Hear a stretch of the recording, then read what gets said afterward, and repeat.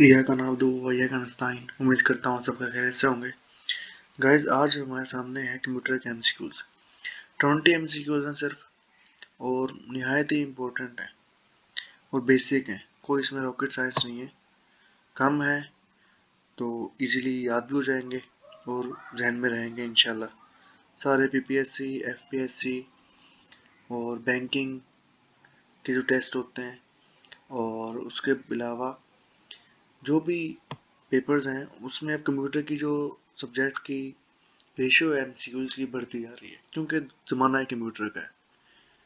तो इसको आप लाजमी देखिएगा। Let's start guys. Computer term from dash word. Computer का जो अल्फाज है वो किस जुबान का है? लैटिन वर्ड है। Option C is correct, ignore upper Latin. Second is who is known as the father of computer. Computer का बनाने वाला कौन है? Vint Cerf, Tim Berners Lee, Dennis Ritchie. तो option C is correct, Charles Babbage. Babbage के नाम से याद कर लो इसे आप, चार्ल्स बाबेज। बाबेज से बाबा, तो कंप्यूटर का बाबा चार्ल्स बाबेज है। ये नहायत इंपॉर्टेंट एमसीक्यूज है। Inventor of mouse is, mouse का इन्वेंटर कौन है? Douglas Engelbart. Option D is correct. Next is father of internet. Internet का बनाने वाला कौन है? विंडसर्फ। इंटरनेट के ऊपर सर्च करने को कहते हैं सर्फिंग, ठीक है, वो होता है एस फॉर सर्फिंग।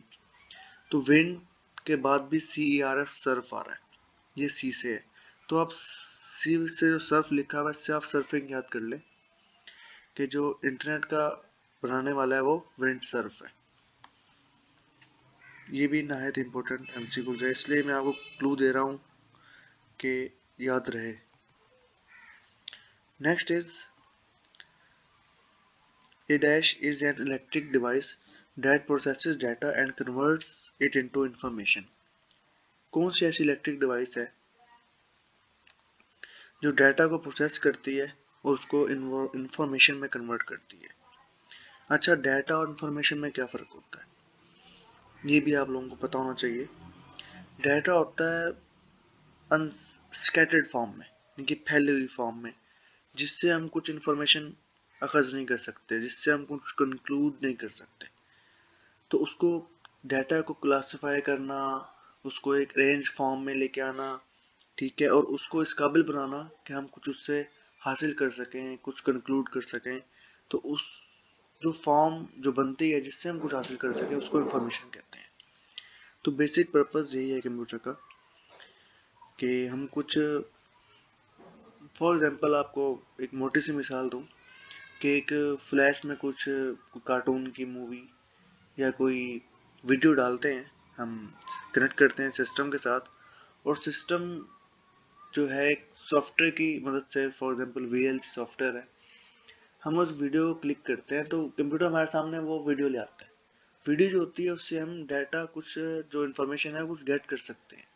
तो यही बेसिक पर्पस होता है कंप्यूटर का, कि वो डाटा को स्कैटर्ड फॉर्म में, अब VLC ना हो या ऐसे प्लेयर्स ना हो या कंप्यूटर ना हो, तो वो जो वीडियो है वो हमारे किस काम की नहीं है, हम उसको देख नहीं सकते, ठीक है। तो यही जो कंप्यूटर के जो काम है बेसिक यही है कि इंफॉर्मेशन में कन्वर्ट करना डाटा को। Option A is correct. Next is how much space standard CD contains. Standard CD मतलब जो CD आती थी पहले, अब तो इस्तेमाल ही नहीं है CD का। जो इवन के जो बिल्कुल ही न्यू जनरेशन से जो आने वाली जनरेशन है उसको पता भी नहीं होगा CD का, और जो अब करंट न्यू जनरेशन है उसको भी कोई खास नहीं पता होगा, क्योंकि इस्तेमाल ही की नहीं रही ना, वो पुराना हो गया। तो CD जो होती थी वो कितने MBs, यानी कि क्या स्पेस होती थी उसके अंदर? 700 MB की एक CD होती थी, ठीक है। अब आप लोगों को याद होगा कि पहले जो मूवीज आती थी 1996 में, इवन के 2000 तक भी, तो एक फिल्म की कम से कम 3-3 सीढ़ियाँ होती थी, A part, B part, C part, बकायदा उस पर ए बी सी लिखा होता था। यानी कि एक मूवी देखनी हो तो 3 डिस्कें हमको चलानी पड़ती थी, ठीक है, टर्न बाय टर्न। तो फिर आया डीवीडी का ज़माना। डीवीडी में क्या हुआ, ये जो 700 स्पेस थी सीडी में, उसमें कुछ जीबी तक चली गई थी स्पेस की। तो उस एक डिस्क में, फिर डीवीडी की डिस्क में तो 3 मूवीज आ जाती थी ऑलमोस्ट, ठीक है। अब जो है उसका भी ज़माना रिप्लेस हो गया, अब इंटरनेट का ज़माना आ गया, हर किसी के पास एक्सेस है डाउनलोड की। तो अब ज़्यादातर डाउनलोड ही हो रही हैं, ये डिस्क और डीवीडी का ज़माना निकल ही गया है।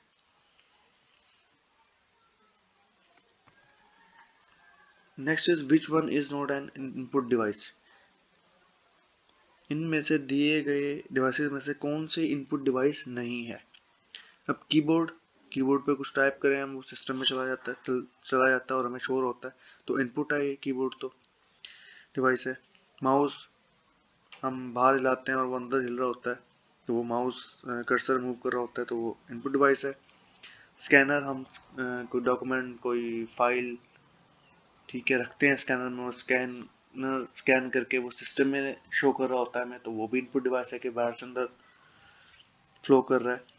तो स्पीकर जो है, हम अंदर से कुछ चलाते हैं और स्पीकर से हमें आवाज़ आती है बाहर, तो ये आउटपुट डिवाइस है।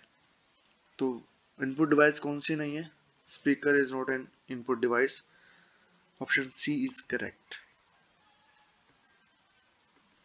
Next is CPU stand for. CPU से क्या मुराद है, सीपीयू से क्या बनता है, ये इंपॉर्टेंट क्वेश्चन है थी। Option D is correct, central processing unit. Channel को लाइक एंड सब्सक्राइब करना ना भूलिएगा। Next is CPU controls. CPU को के वर्किंग को अगर हम समराइज करें, दो तीन लफ्जों में बयान करें, तो क्या करता है CPU basically, all input and output and processing. तो ये काम होता है, इनपुट को लेता है, प्रोसेस करता है और आउटपुट देता है, ठीक है। ये बेसिक समराइज काम है कंप्यूटर के, ठीक है। Next is the best orientation to fit maximum columns on a single sheet for print is dash. पहले तो आप समझ लें कि शीट की बात कर रहे हैं तो एक्सेल की बात कर रहे हैं, सही है। तो कोई भी प्रिंट लेने के बाद हमारे लेते हुए ना 2 ऑप्शन होते हैं हमारे पास, पोर्ट्रेट व्यू लेना है या लैंडस्केप व्यू लेना है, ठीक है। तो अगर हम, वो पूछता है हमारे से कि कॉलम्स ज़्यादा से ज़्यादा आ सकें, इस तरह का प्रिंट लें हम जिसमें हम कॉलम्स ज़्यादा से ज़्यादा आ सकें, तो कौन सा हमें व्यू सेलेक्ट करना पड़ेगा, पोर्ट्रेट सेलेक्ट करें या लैंडस्केप सेलेक्ट करें। कॉलम्स, अगर आप शीट एक्सेल का पता है, मैं बता देता हूँ, जिनको पता है तो अच्छी बात है। अच्छा, जिनको तो कॉलम्स जो हैं वो बेसिकली अगर एक्सेल खोलें तो ऊपर ए बी सी चल रहा होता है ना, लेफ्ट टू राइट जो है ना टॉप पर। तो लेफ्ट टू राइट जब जाएंगे हम तो वो कॉलम्स बढ़ते जाएंगे, टॉप टू द बॉटम जाएंगे, ए बी सी 1 2 3 करके ऊपर से नीचे तक, तो वो हमारे पास क्या है, रॉज बढ़ती रहेंगी। यानी कि टॉप टू द बॉटम अगर हमें ऊपर से नीचे जाएं तो वो रॉज बढ़ती हैं, अगर हम लेफ्ट टू राइट मूव करें तो कॉलम्स की तादाद बढ़ती है।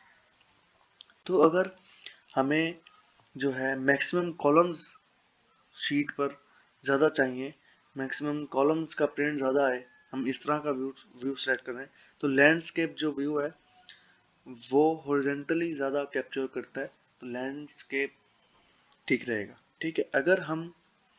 अगर वो क्वेश्चन पूछे, इसको थोड़ा चेंज करके देखें क्वेश्चन को, मैक्सिमम रॉज उसको ज़्यादा चाहिए, कॉलम्स की जगह मैक्सिमम रॉज चाहिए, लगा दें आप।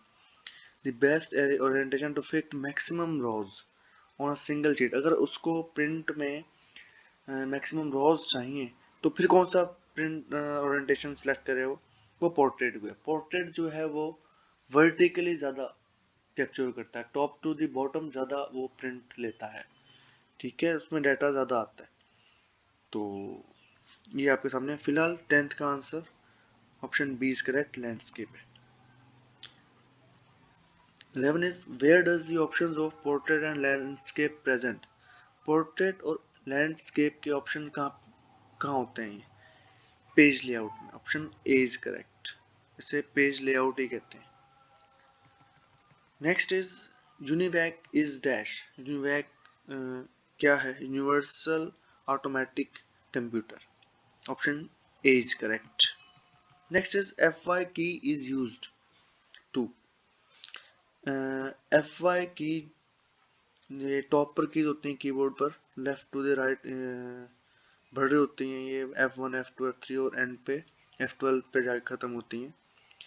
तो F5 की का पूछ रहा है कि हम दबाएं तो उससे क्या होता है प्रेस करने से।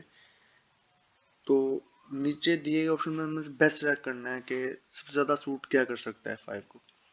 Insert slide not, delete this slide not, slide show yes, option C is correct. Slide show होता क्या है बेसिकली? ऐसे आप मिसाल दूं आपको कि हम कोई वीडियो चलाएं, तो सीन बाय सीन वीडियो चल रही होती है ऑटोमेटिक, ठीक है। तो अगर हम प्रेजेंटेशन बनाएं पावर पॉइंट पर, ठीक है, उसमें स्लाइड्स हमने कोई 5 या 10 ऐड कर ली हैं, या मैक्सिमम भी हो सकती हैं, इससे ज़्यादा भी हो सकती है। हम 10 को लेके चले, अगर हम स्लाइड बना ली हमने, ठीक है, हम चाहते हैं कि वो एक जैसे वीडियो चलती है वैसे वो चल चल के हमारे सामने आए, स्लाइड बाय स्लाइड ना, 1 आए पहले, फिर 2 आए, फिर 3 स्लाइड आए, तो यूं करके आए। तो इसे स्लाइड शो कहते हैं कि स्लाइड कितना, स्लाइड शो मतलब स्लाइड जो है वो 1 बाय 1 हमारे सामने ऑटोमेटिकली आ रही होती हैं। ये F5 दबाए करेंगे, प्रेस करेंगे तो फिर आएंगे, वो स्लाइड शो चल पड़ेगा, उसकी शॉर्ट की है ये। Next is Alt plus F4 keys are use to. Alt का बटन है एक, ठीक है, उसके साथ हम Alt प्रेस करके F4 प्रेस करेंगे तो उससे क्या होता है? Option A is correct, close the active window. जो एक्टिव विंडो है बिलफर्ज, अगर हम एक्सेल की शीट पे काम कर रहे हैं या वर्ड पे काम कर रहे हैं, अगर हम Alt और F4 प्रेस करेंगे दो कीज तो वो एग्जिट हो जाएगा। वर्ड की फाइल खुली हुई है तो वो एग्जिट हो जाएगी, बंद हो जाएगी। कोई वीडियो देख रहे हैं तो वो भी बंद हो जाएगी। तो ये काम है Alt प्लस F4 का। अच्छा, next is the brain of computer is.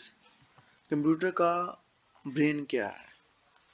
Brain कहाँ है, दिमाग कहाँ होता है बेसिकली कंप्यूटर का? सीपीयू में, option C is correct. Next is which generation computers are microprocessors. Microprocessor किस जनरेशन और कंप्यूटर में आए थे? ये आपके सामने जनरेशंस शो हो रही हैं, आपसे कौन अंदाजा हो रहा होगा कि कई जनरेशंस हैं और अभी आने वाले भी हैं, ठीक है। तो कोई भी अपग्रेड आती है, कोई नई टेक्नोलॉजी आती है कंप्यूटर में, तो वो नई जनरेशन का नाम देते हैं उसे, ठीक है। Option D is correct, 4th generation में माइक्रो प्रोसेसर्स आए थे। Next is from which generation operating systems were developed. Operating system OS, OS stand for operating system. Operating system जो है किस जनरेशन में डेवलप हुए थे? Option C is correct, 3rd generation में डेवलप हुए थे।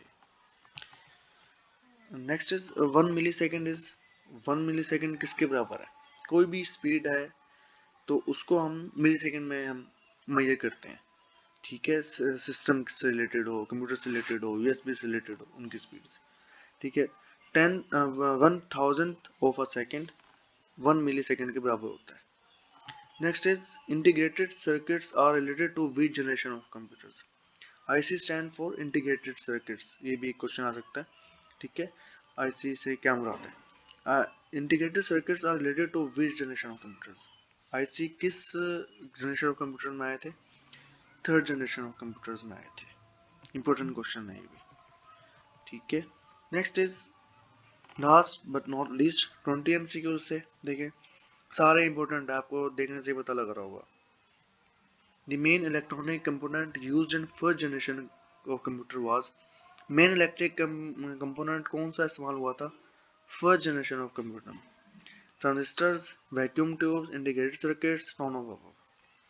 Option B is correct, vacuum tubes उस टाइम पहली बार इस्तेमाल हुई थी।